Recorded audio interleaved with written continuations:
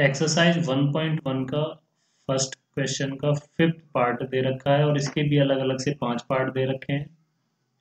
तो देखते हैं क्या है। Relation are in the set a of human being in a town at a particular time given by. तो एक रिलेशन आर बताना है, लेकिन दिया हुआ क्या है आपको, एक सेट ए दिया हुआ है। सेट ए पहले लिख लेना है आपको, ध्यान से करने हैं क्वेश्चन। सेट ए क्या दिया हुआ है, ह्यूमन बीइंग एक निश्चित समय पर, यानी कि एक ही समय पर एक शहर में लोगों के रहने के बारे में आपको ये सेट ए दिया हुआ है। मतलब अपना गांव ही ले लीजिए, अपने गांव या अपने शहर को आप कंपेयर करोगे तो किस तरीके से सोचना है कि एक टाइम पर, एक कोई सा भी टाइम फिक्स कर लीजिए, मान लो शाम के रात के 8 बजे 9 बजे 7 बजे कितने लोग तुम्हारे गांव में रह रहे हैं, तो उसके बारे में आपको चेक करके बताना है कि नीचे जो सिचुएशंस दी हुई हैं ये रिफ्लेक्सिव हैं, सिमेट्रिक हैं, ट्रांजिटिव हैं या नहीं है। तो सबसे पहले सेट ए मान लेंगे। सेट ए क्या है ये लिख देना है आपको, human being in A town at a particular time. ये लिख दोगे यहाँ, ये सेट ए हो जाएगा। अगर मैं लिखूंगा तो टाइम लगेगा ज़्यादा, तो इस वजह से आपको खुद लिख लेना है। अगर मैं आर की बात करूं तो ये जो रिलेशन दिया हुआ है सॉल्यूशन में भी लिखना है। पहला पार्ट जो है कि x and y work at the same place, ये आर हो जाएगा। आर में लिख देना आपको x comma y such that, और एक्स और वाई के बारे में क्या इंफॉर्मेशन दी गई है, एक्स और वाई के बारे में इंफॉर्मेशन दी गई है कि ये दो लोग जो है ना वर्क करते हैं, कार्य करते हैं सेम प्लेस, एक ही जगह पर कार्य करते हैं। ठीक है, तो अब चेक करना है रिफ्लेक्सिव है या नहीं है। और मैंने पीछे आपको बिल्कुल डीप समझाया हुआ है कि आपको करना क्या है रिफ्लेक्सिव के लिए। सिचुएशन क्या होती है रिफ्लेक्सिव की कि x कॉमा एक्स बिलोंग करना चाहिए आर को, यानी कि y से आपको लेना देना ही नहीं है। रिफ्लेक्सिव का मतलब होता है अपने आप से कंपेयर करनी है, खुद से कंपेयर करनी है, y से कंपेयर नहीं करनी है, खुद के बारे में सोचिए। तो इसको इस तरीके से पढ़िए, x कॉमा एक्स यानी कि y की जगह जब हम x पुट करेंगे, x and x work at the same place. Simple सी बात है यार, कोई भी व्यक्ति अपनी ही जगह कार्य करेगा, वो दूसरी जगह थोड़ी कर लेगा। मतलब ऐसा थोड़ी है कि तुम अपने घर भी कार्य कर रहे हो और स्कूल में भी कर रहे हो, स्कूल में भी पढ़ने जा रहे हो, दो आत्माएं थोड़ी हैं, दो शरीर थोड़ी ना है। कोई भी व्यक्ति, कोई भी इंसान अपनी ही जगह कार्य करेगा। तो इसके लिए आपको x comma x belongs to R, और फॉर ऑल x किसको बिलोंग करता है, ए क्या है, ये मैंने तुम्हें बताया, ए उस शहर का या टाउन का कोई भी व्यक्ति है। अब क्या करना है आपको, केवल इतना ही लिखना है कि since x and x are the same person, एक ही तो व्यक्ति है x, और जब एक ही इंसान है, एक ही पर्सन है, तो वो उसी जगह वर्क करेगा, दो जगह थोड़ी कर सकता है। तो आगे लिख देना है दे वर्क, क्योंकि x and x are the same person, they work at the same place. ठीक है बच्चों, विच इज ट्रू, ये सच बात है, आगे लिख देनी है which is true, which is true. Then R क्या हो जाएगा, रिफ्लेक्सिव हो जाएगा। समझ में ना आए तो कमेंट करके बताएं, और एग्जाम में कुछ अपनी तरफ से ऐड नहीं करना है, करना भी है तो बहुत ध्यान से चीजें लिखनी है, इधर उधर ना हो जाए, नंबर कट जाते हैं इस पर बहुत ज्यादा। अगर मैं सिमेट्रिक को चेक करूं, सिमेट्रिक हेडिंग डालनी है, सिमेट्रिक में क्या देखना है आपको, सिमेट्रिक में देखना है कि मेरा संबंध, मेरा रिलेशन किसी दूसरे व्यक्ति से है तो उसका भी रिलेशन मेरे साथ होना चाहिए। कहने का मतलब है कि x और y तो एक स्थान पर कार्य कर रहे हैं, वर्क कर रहे हैं, x and y work at the same place, क्या y और x भी वर्क अगर करेंगे उसी प्लेस पर करेंगे? भाई x और y जो हैं दो व्यक्ति हैं, किसी स्थान पर कार्य कर रहे हैं, तो क्या y और x भी उसी स्थान पर करेंगे? बिल्कुल करेंगे। मैं और मेरा दोस्त किसी जगह अगर कंपनी में नौकरी करते हैं, तो मेरा दोस्त और मैं, मतलब मैं बोलूं और मेरा दोस्त बोल लीजिए, या मेरा दोस्त और मैं बोल लीजिए, बात तो एक ही है ना।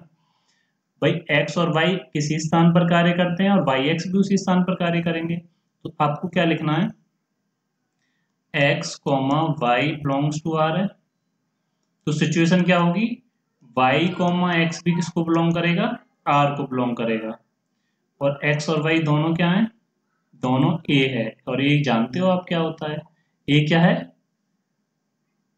Set a of human beings in A town, किसी शहर के लोग हैं और पार्टिकुलर टाइम पर, यानी कि एक ही निश्चित समय की बात हो रही है। तो आप क्या लिखोगे आगे? कुछ भी नहीं लिखना, ये चीज लिख देनी है, x and y work at the same place, then y and x also work at the same place. पहले तो इसको ही लिखिए, x and y work at the same place, फिर घुमा के लिख दीजिए y and x work at the same place. भाई x और y अगर उसी स्थान पर कार्य कर रहे हैं तो y x भी उसी जगह कार्य करेंगे, ठीक है ना। तो r क्या हो जाएगा बेटा? r इज सिमेट्रिक हो जाएगा। वो लैंग्वेज जो मैंने आपको बताई है वो आपको लिख देनी है, कुछ भी नहीं है, बहुत आसान है। ट्रांजिटिव का क्या है? ट्रांजिटिव में क्या करना है बेटा? ट्रांजिटिव में z भी आ जाएगा, कोई तीसरा पर्सन भी आ जाएगा, और आपको क्या लिखना है ट्रांजिटिव के लिए कि x, y belongs to r है, और अब ये तीसरा पर्सन है, x y के साथ कार्य कर रहा है, y z के साथ कर रहा है, तो क्या x और z भी उसी स्थान पर कार्य करेंगे? बिल्कुल करेंगे, समझ रहे हो? बिलोंग्स टू r लिख देना है यहाँ पे। दोबारा देखिए, x और y क्या कर रहे हैं? वर्क कर रहे हैं एक ही स्थान पर, y और z भी एक ही स्थान पर कार्य करते हैं, तो क्या x और z भी करेगा काम उसी जगह पर? बिल्कुल करेगा। लैंग्वेज में कैसे लिखना है? ऐसे लिख देना है, कैसे? x and y work at the same place and y and z work at the same place, then x and z also work at the same place. तो r क्या हो जाएगा? r हो जाएगा, r इज ट्रांजिटिव। गलतियां करते हैं question में, बता रहा हूं पहले, लिखने में भी गलतियां करते हैं और ये लिखने में भी। ये इस तरीके से लिखना जैसे मैंने तुम्हें बताया कि x, y belongs to r, y, z belongs to r, then x, z belongs to r, implies that, ये साइन लगा देना बेटा, इंप्लाइज टू वाला ये वाला साइन लगा के चलना है, ठीक है ना। और यहाँ एनडी लगानी है, यहाँ इक्वल मत लगा देना। x and y belongs to r and y, z belongs to r, then x, z belongs to r। कुछ भी अपने पास से नहीं लिखना है, वाई जेड को पहले या इस तरीके से कोई भी चेंजिंग नहीं करनी है क्वेश्चन में, ध्यान रखना। तरीका और भी होते हैं, इस तरीके से भी लिखते हो। एक तरीका होता है क्या? x रिलेटेड है y से एंड y रिलेटेड है z से, देन x रिलेटेड होगा z से, ऐसे भी लिख सकते हो, एक ही बात है। ये लिखो या इस तरीके से लिखो, x, y belongs to r and y, z belongs to r, then x, z belongs to r। Same ही बात होती है बेटा, एक ही बात होती है। इस तरीके से सवाल कर दीजिए, या अगर आपके सर ने या किसी ने इस तरीके से कराया ऊपर वाला तो ऐसे भी कर सकते हो, आपकी मर्जी है, ठीक है। दोबारा समझ लीजिए, बाकी का मैं एक्सप्लेन करूंगा, ठीक है। लिखने का तरीका समझ गए होगे, नहीं समझे हो तो कमेंट बॉक्स में बताएं, अपना नंबर दें, मैं व्हाट्सअप कर दूंगा आपके व्हाट्सअप या टेलीग्राम पर, आपके पास नोट्स भेज दूंगा रिलेशन एंड फंक्शन के। कमेंट्स बॉक्स में बता दें अगर नोट्स चाहिए। लिखना नहीं, मतलब अगर आप नहीं लिख पा रहे हो बताने के बाद भी तो मुझे एक बार जरूर बता दें। ये एक क्वेश्चन हो गया, इसका ए पार्ट हो गया। बी की अगर मैं बात करूं, देखो x and y live in the same locality, ठीक है। सेम क्वेश्चन है, वहां वर्क कर रहे हैं, लोकेलिटी वाली बात है ना, जैसे ऊपर वाला करा है, इसमें कोई चेंजिंग नहीं है, सेम क्वेश्चन होगा, केवल यहाँ प्लेस आ रहा है और ये आ रही है। तो ये भी रिफ्लेक्सिव भी होगा, सिमेट्रिक भी होगा और ट्रांजिटिव भी होगा, लिख सकते हो आप। थर्ड क्वेश्चन देखिए, सी पार्ट देखिए इसका। r is equal to x, y, x is exactly 7 centimetre taller than y। किस तरीके से करोगे? तो देखो, कोई भी, अगर मैं रिफ्लेक्सिव की बात करूं तो रिफ्लेक्सिव में यहाँ x है तो यहाँ भी x होना चाहिए, यहाँ y नहीं होगा, यहाँ भी x होना चाहिए। रिफ्लेक्सिव खुद का रिलेशन खुद के साथ देखना है, तो x 7 सेंटीमीटर टॉलर है, किससे? x से। हो सकता है क्या कोई इंसान खुद से 7 सेंटीमीटर टॉल हो सकता है? भाई अगर मैं रिफ्लेक्सिव की बात करूं, कोई इंसान खुद से 7 सेंटीमीटर टॉल हो सकता है? बिल्कुल नहीं हो सकता है, तो ये रिफ्लेक्सिव नहीं है। और अगर मैं सिमेट्रिक की बात करूं, x y से 7 सेंटीमीटर टॉल है तो y x से 7 सेंटीमीटर टॉल हो जाएगा? पॉसिबल ही नहीं है। कोई इंसान तुमसे 7 सेंटीमीटर लंबा है तो तुम उससे 7 सेंटीमीटर लंबे थोड़ी ना हो जाओगे, तो आपका बेटा सिमेट्रिक भी नहीं है। और अगर मैं ट्रांजिटिव की बात करूं, x is exactly, x y से 7 सेंटीमीटर लंबा है। x जो है, इसको समझाए दे रहा हूं मैं यहाँ। ट्रांजिटिव की अगर मैं बात करूं, x पर्सन है कोई, x इज एग्जैक्टली 7 सेंटीमीटर, ये x है, x is exactly 7 centimetre taller than y, ये y है। और आपको दिख भी रहा होगा x y से 7 सेंटीमीटर लंबा है। आगे क्या पढ़ना है, y z से 7 सेंटीमीटर लंबा है। अब ये y जो है यहाँ कोई z बना लीजिए, ये z है, y z से 7 सेंटीमीटर लंबा है। अब रिलेशन क्या कहता है, क्या x z से 7 सेंटीमीटर लंबा होगा? नहीं होगा बेटा, वो 14 होगा। x जो है अब इससे 14 सेंटीमीटर लंबा होगा। समझ में आ गई होगी बात, ठीक है। तो ये ट्रांजिटिव भी नहीं है, कुछ चेंजिंग नहीं करनी है। लैंग्वेज कोई बहुत बड़ी बात नहीं होती है। पहले x और y लिखिए, फिर दूसरी सिचुएशन में एंड लगाकर यहाँ y और z लिख दीजिए, तीसरी सिचुएशन में x और z से कंपेयर कर दीजिए। इतना सा काम करना होता है, ठीक है। और d की अगर बात करें, x is wife of y, तो पहले रिफ्लेक्सिव चेक करेंगे। मैंने बताया हुआ है रिफ्लेक्सिव में y को लेना ही नहीं है, x की x के साथ कंपेयर करिए। x is wife of y, यानी कि आपको पढ़ना है x is wife of x। कोई खुद की पत्नी हो सकता है, कोई खुद की वाइफ हो सकता है? बिल्कुल नहीं हो सकता है, तो ये रिफ्लेक्सिव नहीं है। समझ गए ना, कोई इंसान खुद की वाइफ थोड़ी ना हो सकता है। सिमेट्रिक की अगर मैं बात करूं, x y की वाइफ है, ठीक है। देख लीजिए यहाँ x जो है किसकी वाइफ है, y की वाइफ है, तो y जो है वो x की वाइफ हो जाएगी? बिल्कुल नहीं होगा। x y की वाइफ है तो y तो हस्बैंड हो गया ना, तो ये सिमेट्रिक भी नहीं है। और अगर मैं ट्रांजिटिव की बात करूं बेटा, x y की वाइफ है, ठीक है, y z की वाइफ हो सकता है?